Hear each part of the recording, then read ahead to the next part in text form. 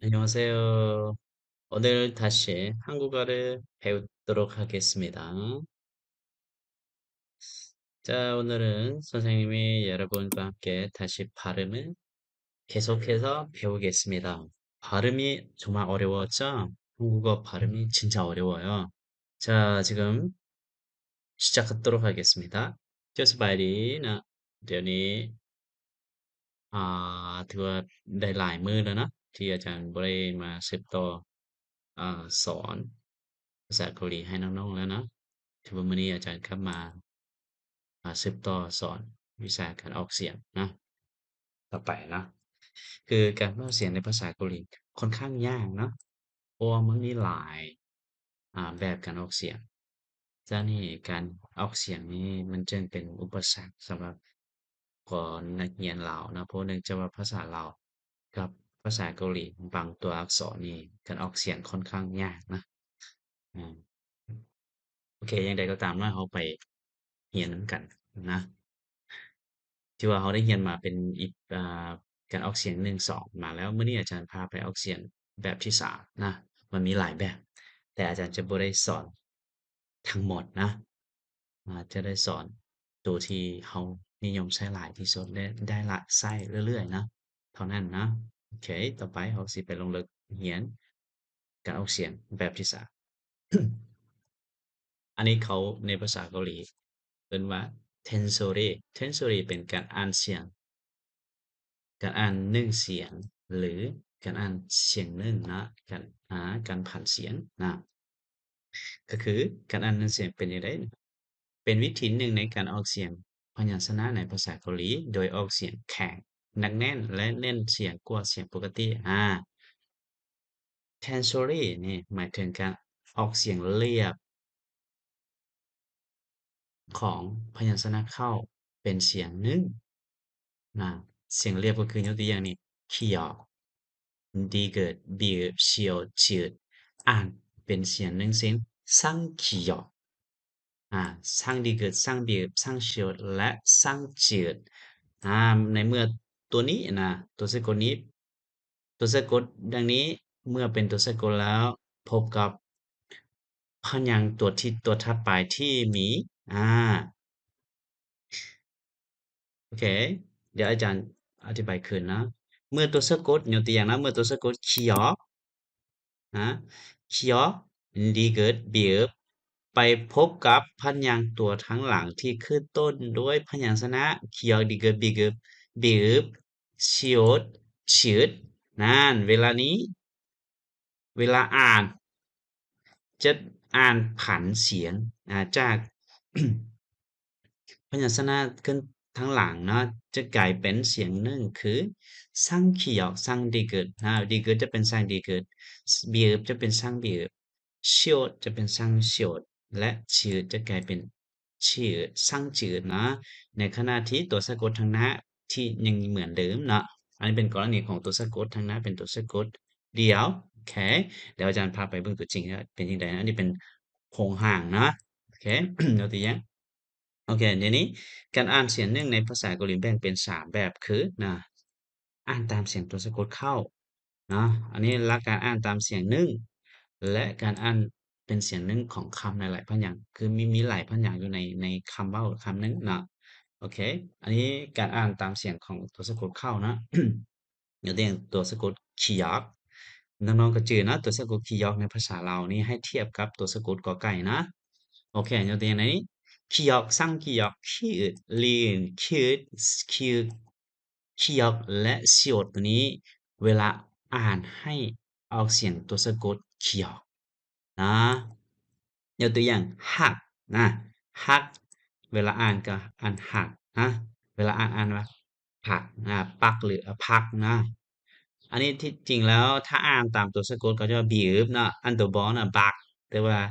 ที่จริงแล้วคนเกาหลีเขาจะอ่านว่าผักนะผักอ่านตัวพอผูนะผักนะโอเคตัวนี้เนี่ยเห็นบอกอยู่ตัวอย่างสร้างเคียวจะออกเสียงด้วยตัวสะกดเคียวตัวนั้นนะตัวนี้ก็คือขีอึดออกเนี่ยออกอ่านออกเสียงด้วยออกนะออกด้วยตัวสะกดเคียวเวลาอ่านเวลาเขียนตัวเทิงนี่ตัวเขียนตัวรูปเป็นตัวอ่านนะอันนี้ถักทักมีตัวสะกดกรีและเขียว แต่เวลาเราอ่านได้ตามตัวสะกดเขียวเท่านั้นนะคือถ้าเพราะว่าเขาถึงจะมี2ตัวสะกดก็หยาแต่เวลาอ่านให้อ่านแต่ตัวสะกดตัวเดียวที่อาจารย์ได้สอนใน EP ผ่านมาเนาะโอเคตัวนี้ก็เช่นเดียวกันหมกนะหมกมีตัว2ตัวสะกดแต่ว่าตัวนี้เวลานี้อ่านออกเสียงแต่ตัวสะกดเขียวเท่านั้นนะยกตัวอย่างว่าหมกโอเคอันนี้เป็นกรณีที่เป็นพยัญชนะเสียงตัวสะกดเข้าเขียวโอเคต่อมาอ่าการอ่านตามเสียงตัวสะกดดีเกิดดีเกิดนี่ดีเกิดที่อึดชีอดซังชีอดชีอึดชีอึดเหล่านี้เวลาอ่านอ่าคำที่มีตัวสะกดเหล่านี้เวลาอ่านให้อ่านด้วยเสียงตัวสะกดดอหรือดีเกิดยกตัวอย่างผัดนะผัดอันนี้ก็กึดกึดเกิดหมายความว่าหันเล่นแต่พุงดังพุงปากนะเอิ้นว่าเกิดอาอันนี้กดกดit it อาตัวเขียนและตัวอ่านจังซี่ it มาฝั่งนี้อาจัดจัดอาจัดตัวนี้กดอันนี้ก็อ่านกดเวลาเขียนว่ากดกดอึดแต่เวลาอ่านกดกดในภาษาลาวโอเคอันนี้เป็นแบบอ่านตามเสียงตัวสะกดดีเกิดโอเคต่อมาอ่านตามเสียงตัวสะกดบีอึบนะตัวเสียงตัวสะกดบีอึบมีจะมีอยู่บีอึบพีอึบบีอึบสยดและลีอึบบีอึบคืออาจารย์คุ้นๆว่าอาจารย์ได้สอนไปใน EP ที่ก็อยู่ในตัวสะกดก็มีและมาที่การออกเสียงต้นๆก็คือว่ามีอยู่นะโอเคยกตัวอย่างตัวนี้น่ะผับผับเวลาอ่านผับผับก็ได้คือกันนะบับแต่เขาเวลาไปฟังคนเกาหลีก็เขาก็จะบอกว่าบับยกตัวอย่าง 밥을 밥을 먹어요 เขาจะใช้มา 밥을 먹어요 ใช้ตัวพอหลายกว่านะโอเคยกตัวอย่าง soup ส่วนนี้ soup เวลาอ่านให้อ่านตัวสะกดบีอึบหมดนี่เห็นบ่นี่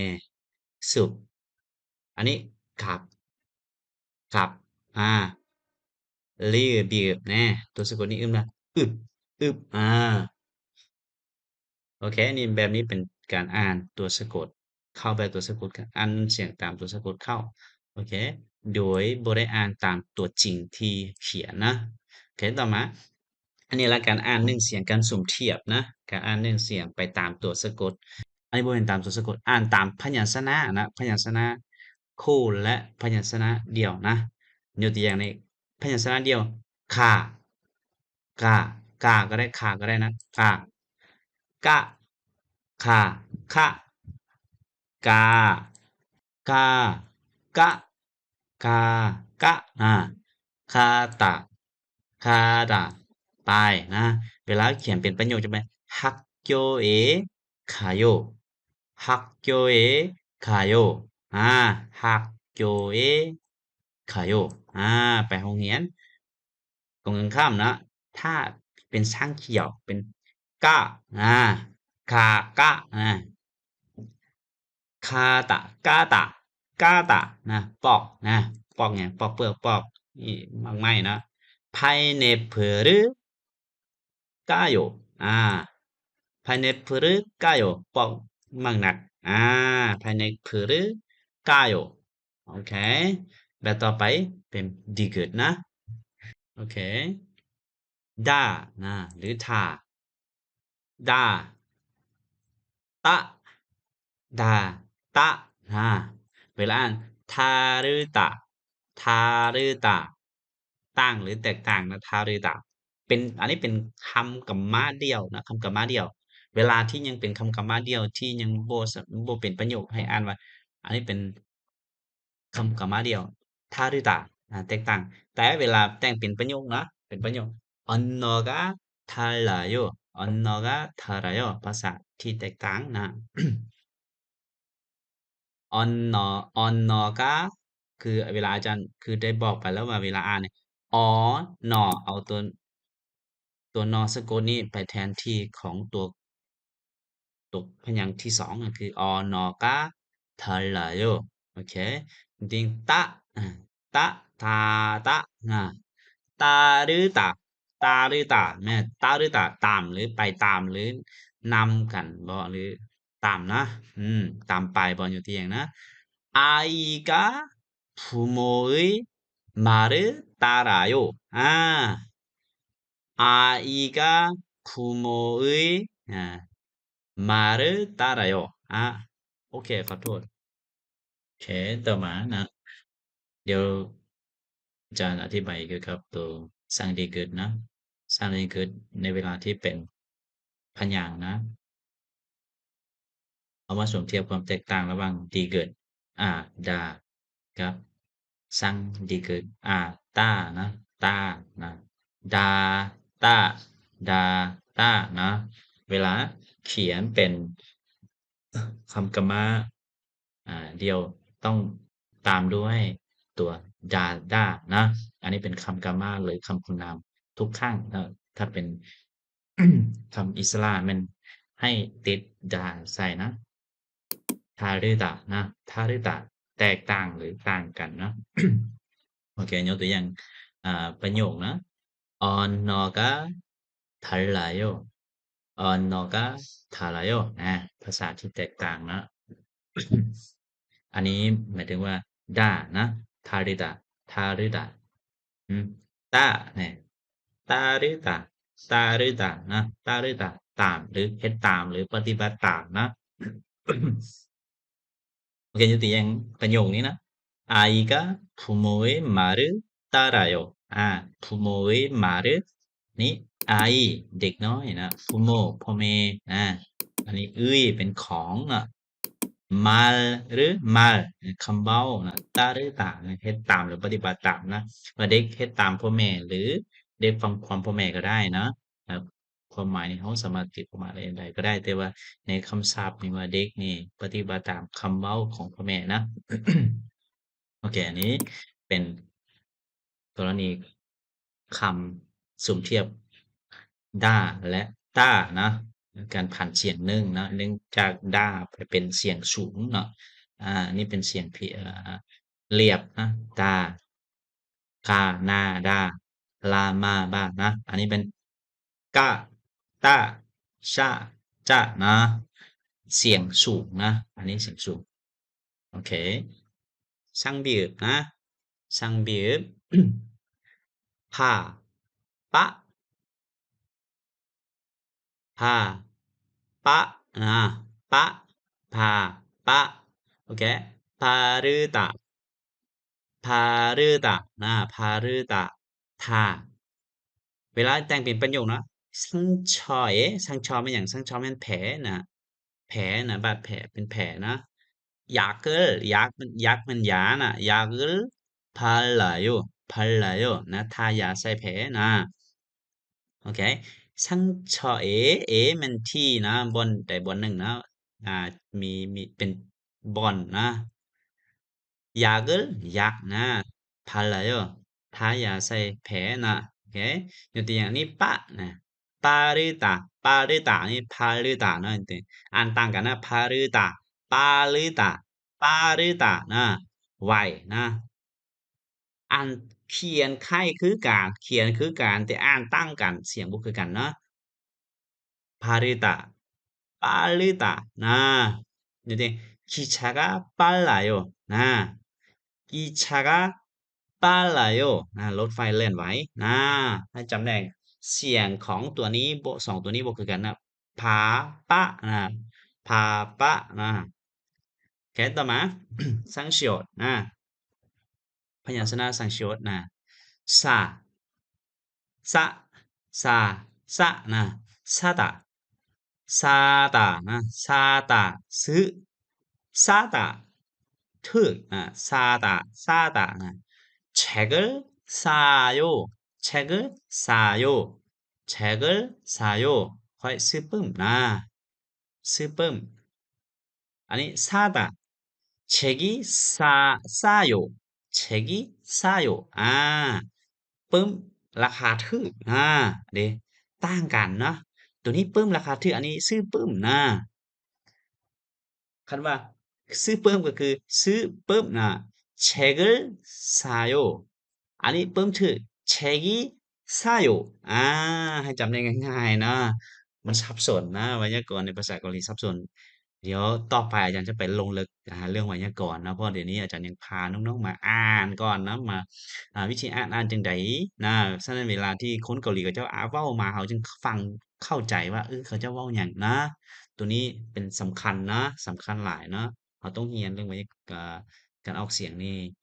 ให้เข้าใจเวลาเขาล้มกับเขาเจ้าคนเกาหลีจึงเข้าใจเวลาเขาเจ้าเว้ามาเขาจึงฟังได้นะฉะนั้นการcommunication นะการประสานจึงราบรื่นเนาะโอเคยกตัวอย่างพยัญชนะตัวสั้นจืดนะอันนี้ชาจืดเรียกว่าจาจาจ๊ะจาจ๊ะนะจาจ๊ะนะชาตะชาตะนอนจ้าตะจ้าตะเข็มต่างกันเนาะเขียนคือกันแต่อ่านบ่คือกันเนาะจ้าตะจ้าตะชาตะจ้าตะโอเคชาตะอ่านเป็นประโยคอื่น나는잠을자요ค่อยนอนค่อยนอนค่อยนอนส่วนจ้าตะโฮกามิจ้าโยเกลือเค็มแน่นอนแล้วเกลือมันต้องเค็มเนาะโอเคต่อไปการอ่านเป็นเสียงหนึ่งในของคำในหลายพยางค์นะยกตัวอย่างนี้นิยามนะกรณีพยางค์ทางหน้ามีตัวสะกดเขียวเมื่อพบกับตัวแกนของพยางค์ทั้งหลังที่เป็นพยัญชนะเฉียวเวลาอ่านให้รักษาตัวแกนตัวสะกดของพยางค์ทางหน้าเหมือนเดิมและเปลี่ยนตัวแกนเฉียวเป็นช่างเฉียวตัวนี้เนาะกรณีนี้นะต้องจือนะเวลาเขียนกับเวลาอ่านนะอย่างตัวอย่างนี้เช็คสั่งรักษาตัวสะกดเขียวไว้นะตัวสะกดตรงพยางค์ทางหน้าไว้นี่เช็คสั่งเช็คสั่งเช็คสั่งเวลาอ่านว่าเช็คสั่งเช็คสั่งโอเคตู้นะเช็คสั่งเช็คสั่งเช็คสั่งเช็กซังเวลาอ่านหรือเวลาเว้าโอเคต่อไปอันนี้กรณีพยางค์ข้างหน้ามีตัวสะกดรีหรือคีย์ออกอันนี้แบบที่มีตัวสะกดเกี่ยวพันกับคีย์ออกทางหน้านะเมื่อพบกับตัวแกนของพยางค์ทั้งหลังที่เป็นพยัญชนะจืดโอเคทางหลังตัวแกนที่2ที่เป็นของพยางค์ที่2ที่เป็นจืดเวลาอ่านให้ตัดตัวสะกดรีอื่นออกแล้วรักษาตัวสะกดเขียวแบบนี้เป็นแบบที่มี2ตัวสะกดนะให้ตัดตัวสะกดรีอื่นออกและรักษาตัวสะกดเขียวไว้กับพยัญชนะและเปลี่ยนตัวแกนจืดเป็นจั่งจืดยกตัวอย่างทักจังทักจังเป็นทักจังทักจังทักจังยากนะในภาษาเกาหลีค่อนข้างยากนะทักจังกับทักจังโอเคต่อไปตัวนี้กรณีพยางค์ทางหน้ามีตัวสะกดเขียวเมื่อพบกับตัวแกนของพยางค์ทางหลังที่เป็นพยัญชนะบีบบีบเด้ตัวทางหลังที่เป็นพยางค์บีบอ่าเวลาอ่านให้รักษาตัวสะกดเขียวของพยางค์ทางหน้าและเปลี่ยนตัวแกนบีบเป็นช่างบีบโอเคยกตัวอย่างนี้กุบผับกุบผับข้าวต้มนะและเวลาอ่านให้อ่านกุบปับกุบปับปับมาเป็นกุบปับกุบปับอะฮะให้จำไว้นะโอเคนั้นอาจารย์จะพามาฝึกหัดนะยกตัวอย่างกุบปับเปลี่ยนบีบเป็นสร้างบีบและอ่านกุบปับบ่แม่นกุบผับตัวนี้อ่านกุบผับโอเคเวลาอ่านให้อ่านเป็นกุบปับอันที่2กักตะกักดะเปลี่ยนตัวแกนตัวพยัญชนะของตัวแกนทางหน้าตัวแกนของพยัญชนะเป็นอ่าส่วนตัวนี้เป็นดีเกิดนะเปลี่ยนเป็นซังดีเกิดและกักตะกักตากักตาอันนี้ it done it done นะ it done ให้เปลี่ยน ดีเกิดตัวทางหน้านี้เป็นสั่ง ดีเกิดเป็น it done it done นะ it done อะฮะตัวนี้ก็เช่นเดียวกัน Nasalda Nasalda Nat อย่าลืมชื่อเนาะตัวนี้ก็เป็นตัวสะกด ดีเกิดได้เนาะ Nasalda เปลี่ยนพยางค์ตัวแกนที่สองนี้เป็นสังเสียวเนี่ย Nasalda Nasalda เนี่ยตัวนี้ได้เปลี่ยนเป็น ดีเกิดแน่นอนอย่าลืมนะตัวนี้เปลี่ยนเป็น ดีเกิดแล้วตัวนี้ตัวที่สองเสียวนี้เป็นช่างเสียวนะ Nasalda นะตัวนี้ Gotabal Gotabal นะตัวนี้ดีเกิดเป็นสร้างดีเกิดGotabal Gotabal ทับแก่เป็นทับแก่อาทักจังเป็นทักจังนะทักจังยอบจีบเป็นยอบจีบยอบจีบยอบอย่าลืมเลยตัวนี้ผิวเปลี่ยนเป็นบีบเลยเห็นเปล่าอาจารย์ได้บอกไปแล้วบีบผิวเปลี่ยนเป็นบีบเขียวภาษาเรื่องบีบผิวก็เปลี่ยนเป็นบีบชื่อเป็นดีเกิดยอบจีบงานข้างบ้านโอเคขอบใจหลายๆเนาะ